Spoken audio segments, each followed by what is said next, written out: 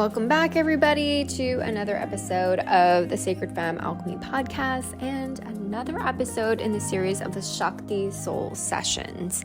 And this week we are wrapping up the series. I did miss a couple of days due to personal reasons, but it is all good. I am not beating myself up. And if anything, this whole challenge has taught me how excited I am about launching my podcast weekly. I have lined up a couple guests and I'm just really dialing in and honing in on relationships. So that is the shift that I'm really just so excited about because I love talking about relationships. I love talking about love, whether it's romantic relationships, whether it's relationships with your families, especially when it comes to healing those family wounds so you can attract that next level, healthy, loving, secure relationship in your life. And this week, it's actually Thanksgiving week, so it's a short week for everyone, and we're experiencing a lot of rain in the Bay Area. A lot of personal things are happening. My partner and I were moving to a different place. So just a lot of things on the back burner or just in the foreground, in the background. But I'm super excited to be here, and I'm excited to wrap this series up. And I hope that you have been enjoying them. And let me know in the comments, DM me on Instagram. Let me know how these episodes have impacted you, if they've resonated with you, if they've brought any insights to you. I always love connecting with my audience and really understanding how the stories that I share, the experiences that I share, the tools that I share are helping you in your life to attract healthier, loving relationships that are really mirroring your worth and helping you even think about how you want to approach relationships as the new year happens. And so today's episode, I'm actually going to really focus on this idea of being all in. And when it comes to relationships, we often have this protective wall around our hearts, and it can be easily triggered or it can be activated by any little thing that a person does. And so maybe you haven't had the best of luck in relationships. Maybe you've been cheated before. Maybe or it doesn't necessarily have to be cheating, but maybe you've experienced something where you thought that your partner was low-key cheating on you, or you just had this inkling, but you couldn't necessarily catch him in the act. Maybe you thought he was so in love with his best friend and you're like, there's something fishy going on, but I can't catch you in the act of admitting that you actually like this person, but I know deep down inside that it's true. And so you start to just slowly build walls around your heart, right? Protecting your little heart, rightfully so, just so you won't get hurt anymore, just so you won't experience that pain or that fear of abandonment or rejection. Or maybe you experienced that as you were younger, and that can, So I often talk about family wounds, and one of the wounds can be abandonment wounds. Maybe it doesn't have to be physical abandonment, but emotional abandonment. And so as you're expressing yourself as this beautiful young child, you were taught that maybe you were too much or too needy, or that you needed to tone it down. You needed to be quiet. And so slowly you took that message on as an opportunity to think, okay, well, maybe if I just be a little bit smaller, if I don't bring any attention to me, then that's how I can actually crave love.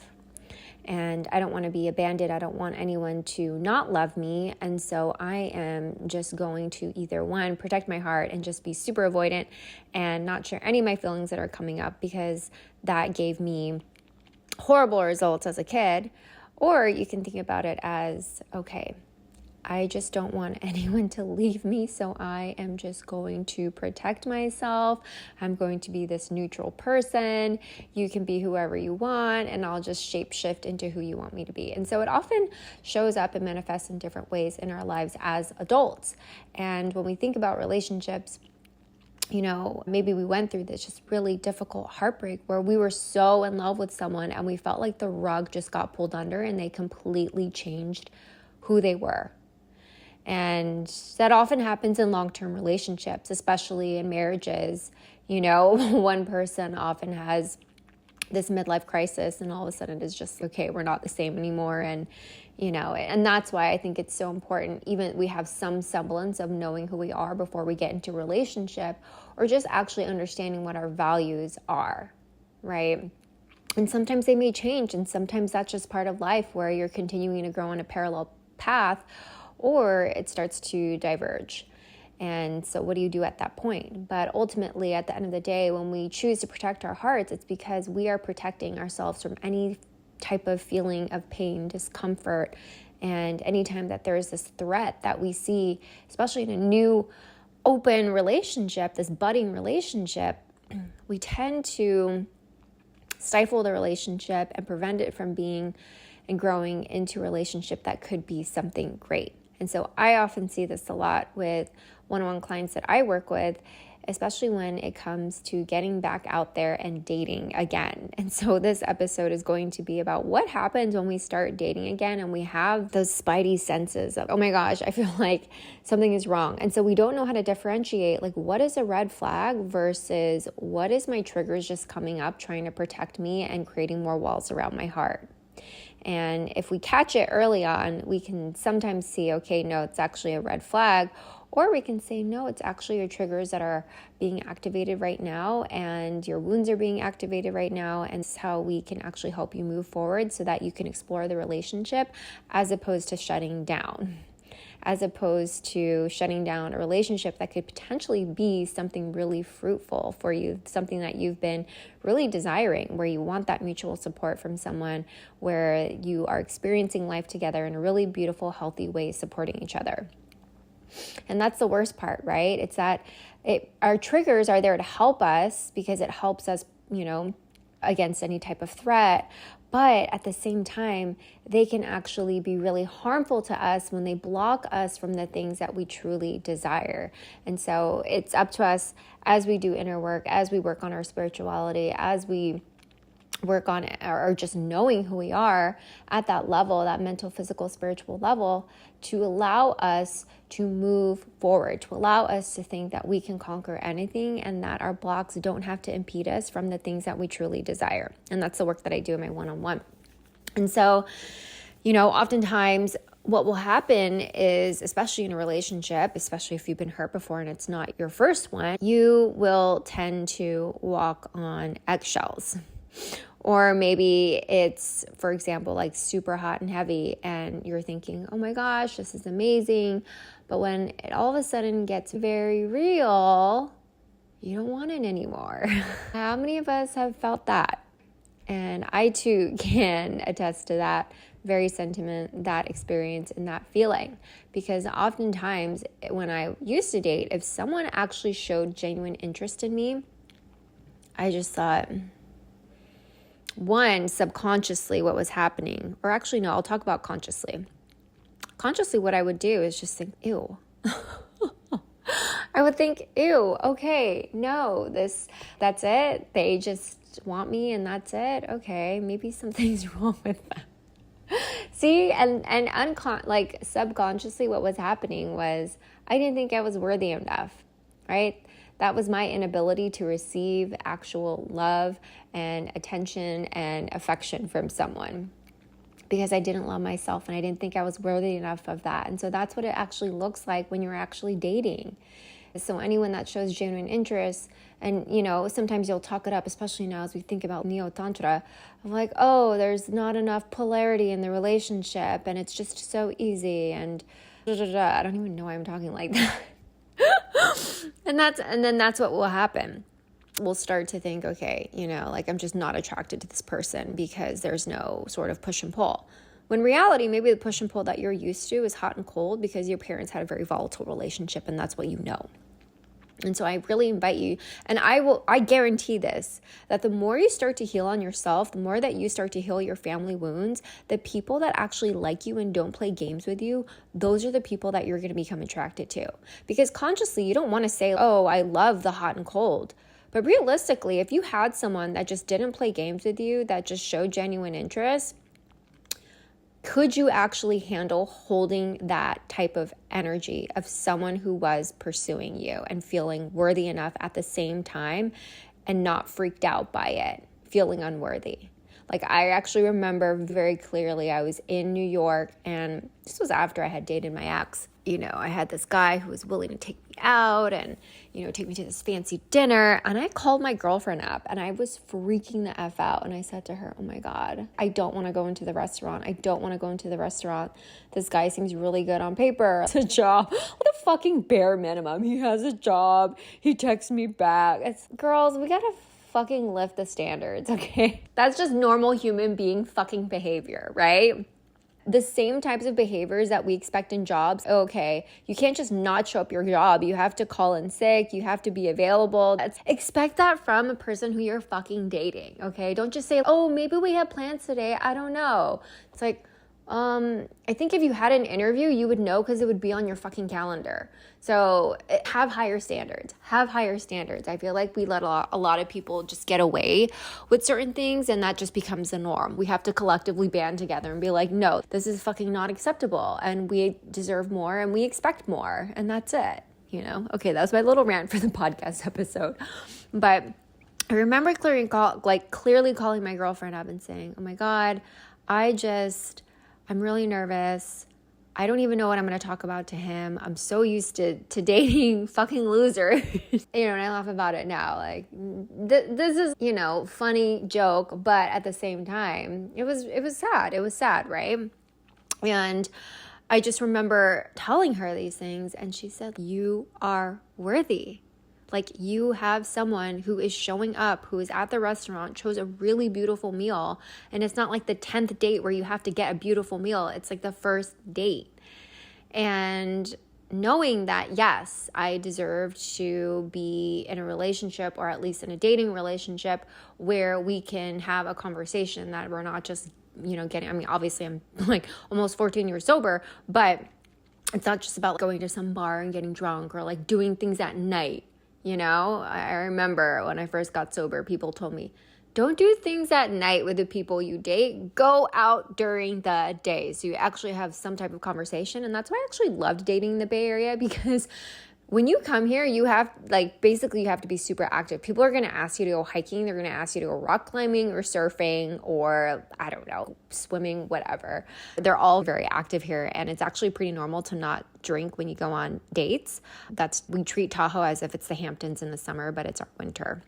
And also summer we go there. But anyways, that's just one fact if you decide to date here in the Bay Area. And so I just, you know, she gave me a little pep talk, and then I walked in and we just had a beautiful conversation, and it was just really nice. And, you know, granted, it was the first person I dated since my ex, and it was a little strange. And I admit, like, in retrospect, I think later on as we got into more dates, I probably should have shared that, because you just never know the circumstance and the experience that someone is coming into the relationship with, whether it's the beginning of a relationship, dating relationship. But it's like, how can we give each other grace when we're in that moment? Because that person didn't even know that I just came out of a really traumatic relationship and I was starting to date again. And that's actually, in a way, being trauma informed, because you're allowing yourself to be open and hold a container for someone to share what's coming up. And like, anytime you have some sort of emotional, relational entanglement, there's going to be, you're sharing each other's energies, you're sharing each other's experiences, you're sharing each other's emotions, granted of what you choose to divulge. But at the same time, the more information that you give, it just gives them more context to know of what they're dealing with and what they're going to navigate, and whether, you know, I'm all about transparency in dating.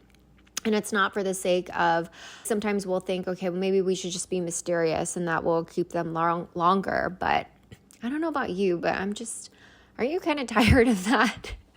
And I'm talking to the people that are millennials. I'm not talking to the young people that are like in their 20s. You know, that's not my experience. But anyways, and I just remember thinking, okay, getting in there, and it just was a really beautiful experience. And so, you know, when we come into these new dating scenarios with different wounds, it's so important to keep ourselves in check.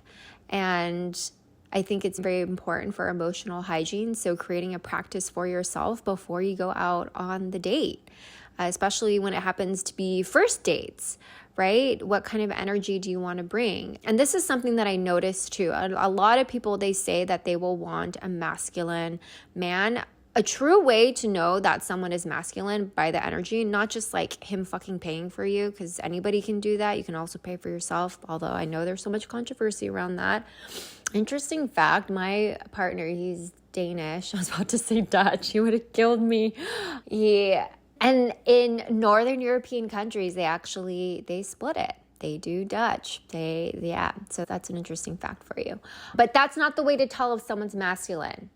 The true way to tell is if they actually let you speak as a woman, meaning they hold a container and they hold the structure. They're interested in you. Sure, you can ask them questions, right, about themselves because you want to get to know them too. But if a man dumps on you, if a man just dumps on you, try it out with any of your guy friends.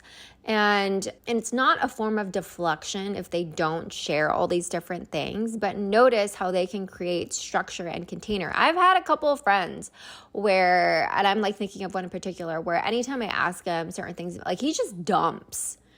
And I'm like, oh, okay. So I know that is someone that's not like fully in their masculine energy because they're still using that female feminine energy to, what do I say? I'm like, I said, my brain still feels very foggy right now, but it's almost, I don't know. It's just, they're just dumping. They're like, not necessarily vampire energy, but it's just, they're not necessarily contained. And so the woman all of a sudden has to be that container for him and be almost like this therapist. And I hear this a lot with people who date. They're like, it went okay, but he didn't really ask me questions about myself. Red flag all the way. They're not, and sometimes it might be someone who's like genuinely nervous, and you can ask them, be like, oh, or just, I hate how at the end of the day, like you talk to your girlfriends and you're saying to them, oh, they didn't really ask me about themselves. And the date is a perfect opportunity to tell them like, hey, I noticed that you're not really asking me questions about myself, and just see what they say. Let them explain themselves. And then maybe no one has ever told them that, right? And that's why every single date they have, they just keep on spewing shit all the time. Literally, let's just have conversations, and it doesn't have to necessarily be a confrontation, but just inviting them to the conversation of what you're actually noticing with them, right? And just being really transparent, saying, hey, I actually noticed that you're not really asking me questions about myself. I'd love to share more so you can get to know me. Right? Doing it in that beautiful way. They won't think it's offensive. And kind of like you nicely calling them out and being like, hey, bro, you're fucking talking too much. Right? Oh my God, this is so funny. Okay. But anyways, and then that's just, that's like another way to really see if someone's actually in their masculine. Anyway, I feel like I totally digressed. But that is the actual way. And so when you find yourself in those situations, just really think about how can you bring more transparency into dating, and noticing and catching yourself and doing those little types of rituals that you have of what can you do to get yourself in that mindset of being ready to be open to date. Because a lot of times what will happen is that you will start going down the road, down the relationship, and more things will pop up. Right? And so it's really important to build this foundation of honesty, of transparency, and just letting the person know. That's a form of intimacy, of letting them know what's going on personally with you. And it's a test. If they get freaked out, then okay, wow, they actually couldn't handle something like that. And it's just a reflection of them not being able to meet the depths of themselves, right? Maybe they haven't totally looked inward yet. Maybe they haven't had the same type of experience of you as really reflecting on certain things and finding, how does this mean to me in my life, and how does it impact me? How does it influence me? And how do I show up in relationships? And what am I looking for in relationships? And, I think a lot of the times in society, it's just so easy to be dishonest because we don't want to unpack or experience the ramifications or consequences of what that means. But I think when you show up with honesty, when you show up with your true heart, and granted, it will take work, of truly letting down those walls. But in hindsight, like knowing that the reason why you're doing this is because you want to create a beautiful family so you can have healthy, beautiful children and create those beautiful, healthy family blueprints so that the world can be happier. I mean, that's my why. That becomes your true north for when you're doing this. And so it's like, I can handle these really hard things. I can do these hard things. And I'm going to push myself out of my comfort level because it's going to help me get better and better, because I know that I'm becoming this next evolution of myself so that I can be in a healthy relationship that truly mirrors all the work that I've done, that mirrors the worth that I feel for myself, the love that I feel for myself, because I now know that I'm deserving of that. I deserve a relationship where someone can meet me on that emotional level, right? And so it often takes you having the courage to do that as well. And we often talk about people learn how to treat you by what you let them get away with. And so if you desire this opportunity to just go even deeper, I do have my one-on-one coaching. It's where I get to work with people on a 4-month container, but it's one of my favorite ways to work with people because we get to really work with your unique experiences, right? And this is for single men and women. Yes, I do coach men. I love coaching men. And it's just really an opportunity for you to understand what family wounds are you bringing to your romantic relationships, and how can we work with that to inform us of how do we navigate learning to date and finding the right person that matches what it is that you are looking for deep down inside your heart, right? And so it's just this beautiful experience where you get to have that opportunity where maybe you didn't have those healthy models growing up, but you get to create that path for yourself. Okay, so I will leave the link to book a call in my show notes, but I would love, love, love to support you. And also, just for the holiday season, I'm doing donation, pay what you can, EFT tapping sessions, one-on-one. And they're really beautiful. And it's another opportunity to really think, okay, I have this coming up in dating. I really want to understand. I want to unpack it. And this is the first step. So if you want to experience that, I will leave that in the show notes as well. But anyways, I hope you all have a beautiful Tuesday. See you all tomorrow. Sat Nam.